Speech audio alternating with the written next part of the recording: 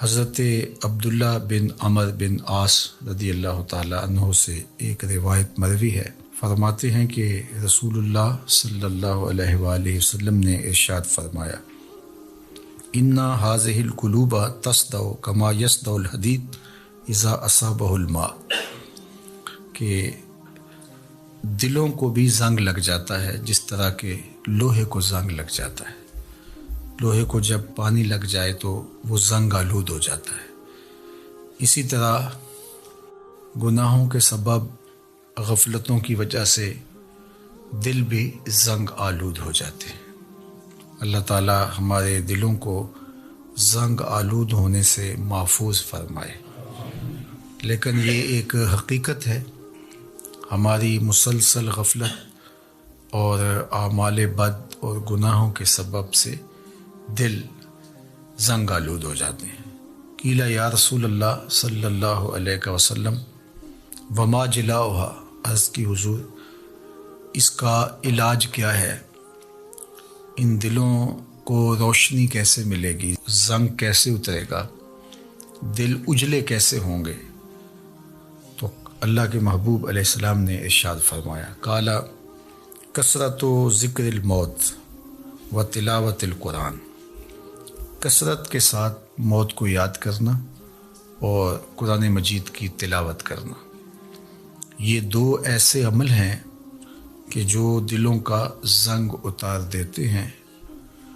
کثرت ذکر موت دنیا کی محبت کم کرتی ہے، اور جب انسان اپنی موت کو یاد رکھتا ہے تو موت کی یادداشت دنیا کی لذتوں سے محفوظ رکھتی ہے، بلکہ فرمایا کہ لذتوں کو توڑنے والی کو یاد کرو۔ عرض کی یا رسول اللہ صلی اللہ علیہ وسلم لذتوں کو توڑنے والی کیا چیز ہے؟ تو فرمایا موت۔ تو موت خواہشات کو کم کرتی ہے، آرزوؤں کو محدود کرتی ہے۔ تو یہ ہمیں ہر وقت مستحضر رہنا چاہیے کہ ہم یہاں ہمیشہ کے لیے نہیں آئے، ہم نے کچھ عرصہ گزارنے کے بعد یہاں سے ایک اور دنیا کی طرف کوچ کر جانا ہے۔ یہ جب ہمارے تصور میں رہے گا اور ہم اس سے غافل نہیں ہوں گے تو پھر کبھی بھی ہم اللہ کی نافرمانی کی طرف نہیں آئیں گے، بلکہ اچھے اعمال کی طرف ہی ہماری رغبت ہوگی۔ دوسری چیز جو دل کو ستھرا کرتی ہے، دل کا زنگ اتارتی ہے اور اللہ کی معرفت کا رنگ دیتی ہے، وہ ہے تلاوت کلام مجید۔ تلاوت کلام مجید اللہ جل شانہ کا ایک ایسا انعام ہے اس امت کو جو دیا گیا، جو ہم راتوں کی تنہائیوں میں اور دن کے اجالوں میں کرتے ہیں۔ ہماری نمازوں کے اندر قرآن مجید کی تلاوت کو رکھا گیا، ہمیں قرآن مجید کی تلاوت کی ترغیب دی گئی۔ تو یہ اللہ کا کلام ہے، اور اللہ کے کلام کی جو تاثیرات ہیں وہ دلوں کو نور بخشتی ہیں۔ تو جب دل قرأت قرآن سے، تلاوت کلام مجید سے، قرآن مجید میں غور و فکر اور تدبر کرنے سے دلوں کو معرفت الہیہ نصیب ہوتی ہے اور دلوں کو نور ملتا ہے، دل اجلے ہو جاتے ہیں اور پاکیزہ ہو جاتے ہیں۔ تو یہ دو چیزیں اس حدیث پاک میں بیان فرمائی گئی جو دلوں کا زنگ اتارتی ہے، ایک کثرت کے ساتھ موت کو یاد کرنا اور دوسرا قرآن مجید کی تلاوت کرنا۔ اور ایک اور حدیث پاک میں جو اللہ کے محبوب علیہ السلام کا فرمان عالی شان ہے، بیان فرمایا گیا، اِنَّ لِكُلِّ شَيْءٍ ثَقَالَةٍ، ہر شے کا زنگ کسی نہ کسی شے سے اترتا ہے۔ وَإِنَّ ثَقَالَةَ الْقُلُوبِ ذِكْرُ اللَّهِ، اور دلوں کا زنگ اللہ کے ذکر سے اترتا ہے۔ ذکر الہی کرنے سے دل نور پاتے ہیں اور زنگ اترنا شروع ہو جاتا ہے۔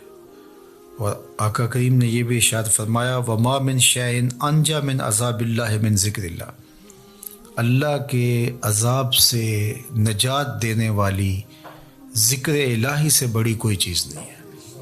سب سے زیادہ اللہ کے عذاب سے جو نجات دیتا ہے وہ اللہ کا ذکر ہے۔ تو کثرت ذکر دلوں کا زنگ اتارتا ہے اور اللہ کی معرفت کا نور نصیب ہوتا ہے۔ حضرت یحییٰ بن معاذ رضی اللہ تعالیٰ عنہ فرماتے ہیں کہ دل زنگ آلود ہو جائیں، بیمار پڑ جائیں اور غفلت کے مرض میں مبتلا ہو جائیں تو 5 اشیاء ایسی ہیں جو دلوں کو شفا دیتی ہیں، دلوں کا علاج ہے اور دلوں کو جلا بخشتی ہیں۔ تو فرمایا سب سے پہلے تو قراءۃ القرآن بالتفکر، تفکر کے ساتھ قرآن مجید کی تلاوت کرنا، جو کہ حدیث پاک میں بھی آپ نے سماعت کیا۔ اور دوسرا فرمایا وخلاء البطن، اور پیٹ کا خالی ہونا۔ بھرے ہوئے پیٹ غفلت کا سبب بنتے ہیں، اس لیے کثرت کے ساتھ روزے رکھنے چاہیے۔ روزہ اللہ جل شانہ کی قربت کا ذریعہ ہے اور تقوی کا نور دیتا ہے اور باطن کی جلا کا سبب اور ذریعہ ہے۔ تیسری بات فرمائی وقیام اللیل، راتوں کو قیام کرنا، جب دنیا سو جائے مصلی بچھا لے اور اللہ کے حضور آہوزاری کریں اور اللہ کے حضور سجدہ ریزیاں کریں، قیام اور رکوع سے اپنے روٹھے ہوئے رب کو منائیں۔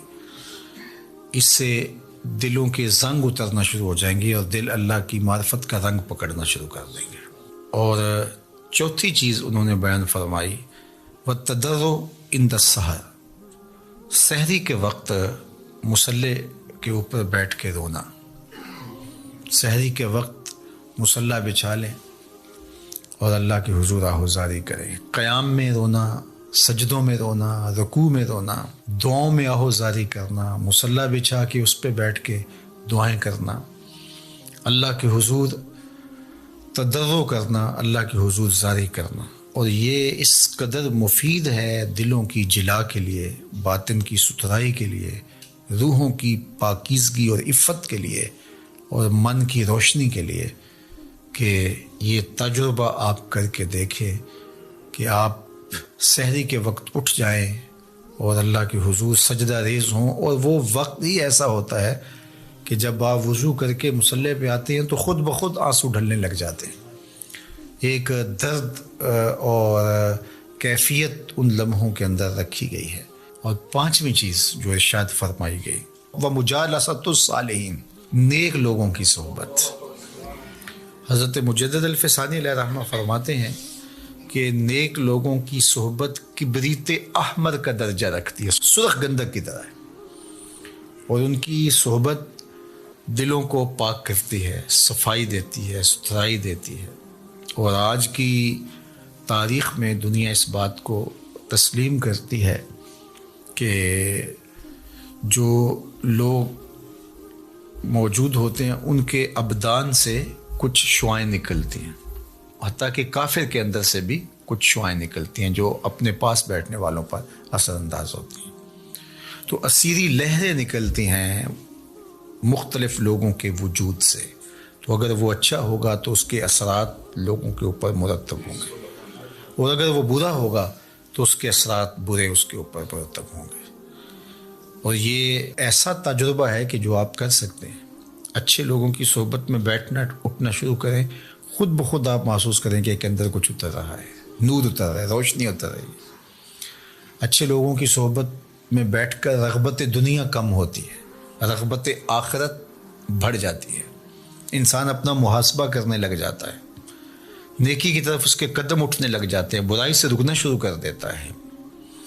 اور برے لوگوں کی صحبت میں بیٹھنا شروع ہوں گے تو آپ کی نمازیں چھوٹنے لگ جائیں گی، آپ کی نظر میں ناپاکیزگی آنے لگ جائے گی، آپ کی سوچوں میں آوارگی آنے لگ جائے گی، طلب دنیا بڑھنا شروع ہو جائے گی، تکبر، رعونت، غرور، یہ سب کچھ اترنا شروع ہو جائے گا برے لوگوں کی صحبت سے۔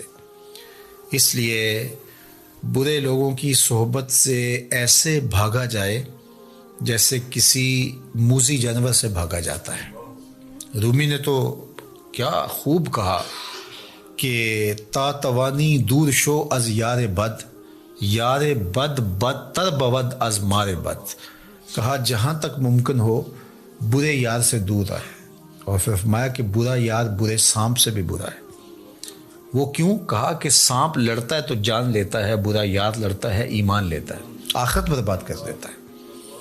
اس لیے اچھے لوگوں کی صحبت کو تلاش کرنا چاہیے، اور اچھے لوگ مل جائیں تو ان کی صحبت کو غنیمت سمجھنا چاہیے۔ مجھے واصف علی واصف مرحوم کا ایک جملہ یاد آیا۔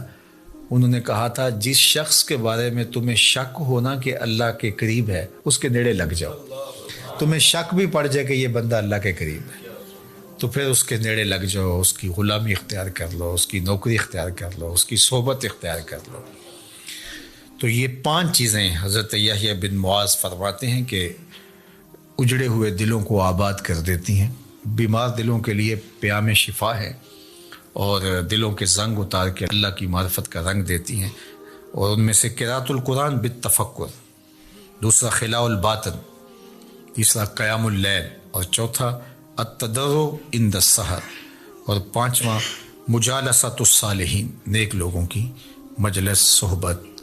میاں صاحب نے بھی کہا تھا، صحبت مجلس پیر میرے دی بہتر نفل نمازوں، ہک ہک سخن شریف سونے دا کردہ محرم رازوں۔ اللہ اکبر۔ چونکہ ظاہر ہے جو خیر پر مشتمل بندہ ہوگا تو وہ جب بھی بیٹھے گا خیر ہی بانٹے گا۔ الاناؤ یترشع بما فیہ، برتن سے وہی ٹپکتا ہے جو برتن کے اندر ہو۔ تو کسی اچھے آدمی کی صحبت میں آپ بیٹھیں گے تو وہ خیر ہی دے گا، وہ آپ کے لیے رحمت کا سبب و ذریعہ بنے گا۔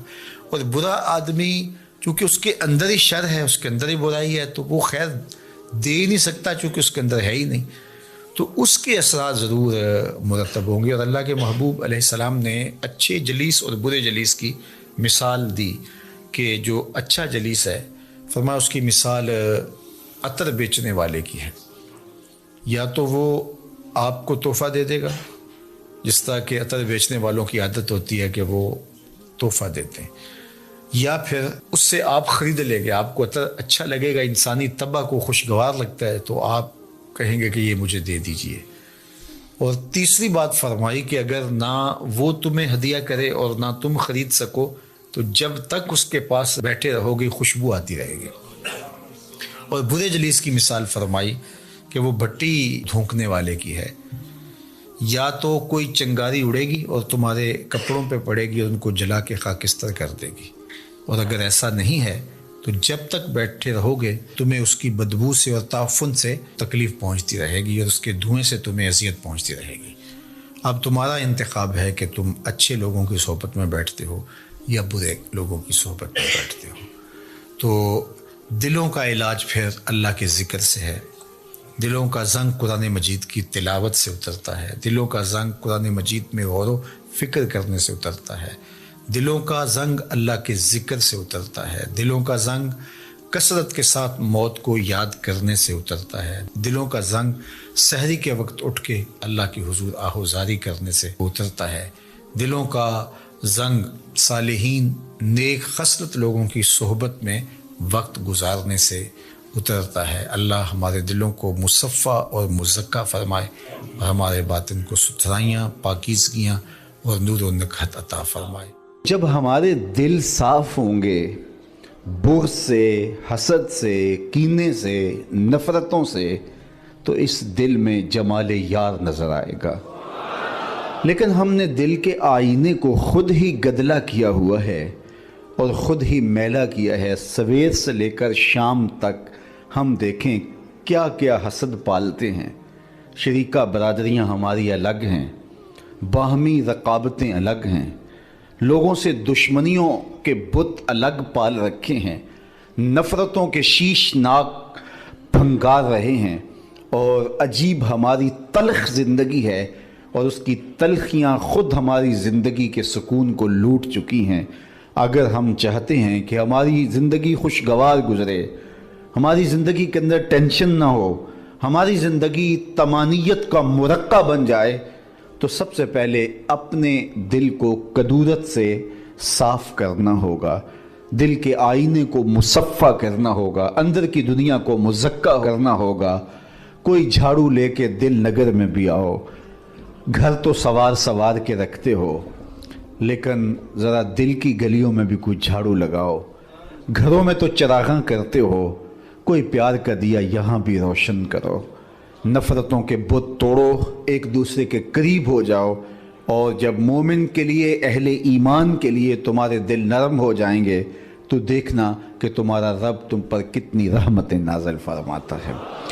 तो सबसे बड़ी चीज़ ये है कि हम अपने क़ुलूब की सफाई का, इसकी तत्हीर का, इसकी पाकीज़गी का सामान करें, चूँकि बुनियाद यही है। दिल अगर साफ़ है तो पूरा बदन ठीक हो जाता है, दिल अगर ख़राब हो जाए तो पूरा बदन ख़राब हो जाता है। मेरे और आपके आका मौला ने फरमाया, अला अन्ना फिल जसद मुदगा, इंसान के जिस्म में गोश्त का एक टुकड़ा है, जब ये सही हो जाता है तो पूरा जिस्म सही हो जाता है, और जब ये ख़राब हो जाता है तो पूरा जिस्म ख़राब हो जाता है। फिर इरशाद फरमाया, अला वहियल क़ल्ब, सुन लो, गोश्त के उस टुकड़े का नाम दिल है। दिल की इस्लाह पूरे बदन की इस्लाह है। दिल की इस्लाह से फ़र्द की इस्लाह होती है, फ़र्द की इस्लाह से मुआशरा इस्लाह पजीर होता है, और मुआशरे की इस्लाह से एक खूबसूरत ज़िंदगी का तसव्वुर उभरता है जो हमारा मकसूद है। लेकिन हम अपने दिल को नफ़रतों के अलाव में रखा हुआ है, और हर वक्त हसद, बुग़्ज़, कीने हमारे सीने के अंदर पल रहे हैं। किसी को अल्लाह कोई दौलत अता कर दे, किसी को इज़्ज़त मिल जाए, किसी को शोहरत मिल जाए, तो हम खाम खा की आतश गैज़ व ग़ज़ब में जल रहे होते हैं। तो अपने दिल की पाकीज़गी का सामा करने की हमें तलकीन की गई है। तो फरमाया ये सही हो जाए तो पूरा जिस्म सही हो जाता है। बल्कि हज़रत रूमी अलैहिर्रहमा ने तो कलम तोड़ दिया, दिल बदस्तावर के हज्जे अकबरस्त, अज हज़ारा काबा यक दिल बेहतरस्त, काबा बुन गाहे खलील अतहरस्त, दिल गुज़र गाहे जलील अकबरस्त। कहा दिल को काबू में ले आ, यही हज्जे अकबर है, हज़ार काबे से एक दिल बेहतर है। कहा इसलिए कि काबा हज़रत इब्राहीम खलील की गुज़रगाह है, दिल रब्बे जलील की गुज़रगाह है। और अगर काबे भी चले गए, दिल ही साफ़ ना हुआ तो वो क्या, किसी ने कहा था ना, काबे गया गल नहीं मुक दीजिए, दिलो ना मकाइए। तो इसका सही होना पहली शर्त है। दिल की इस्लाह पूरे बदन की इस्लाह है, इसकी सुथराई पूरे बदन की सुथराई है। तो इसलिए इसको काबू में करो। ये कायनात है। हमारे सूफिया पहली तवज्जो देते ही दिल पे हैं। जो आलिम होता है उसका हमला दिमाग पे होता है, लेकिन सूफी का हमला दिल पे होता है। वो समझता है दिल ठीक हो गया तो पूरा बदन ठीक हो जाएगा। दिल की इस्लाह पूरे बदन की इस्लाह है। सूफिया इसको कायनात सगीर कहते हैं, छोटी कायनात। पूरी कायनात को अगर उसका खुलासा बनाएं तो दिल बनता है, दिल को फैलाएं तो कायनात बनती है। विच्चे ही बेड़े, विच्चे ही छेड़े, विच्चे ही वंज महाने हो, 14 तबक दिले दे अंदर तंबू वांगू ताने हो।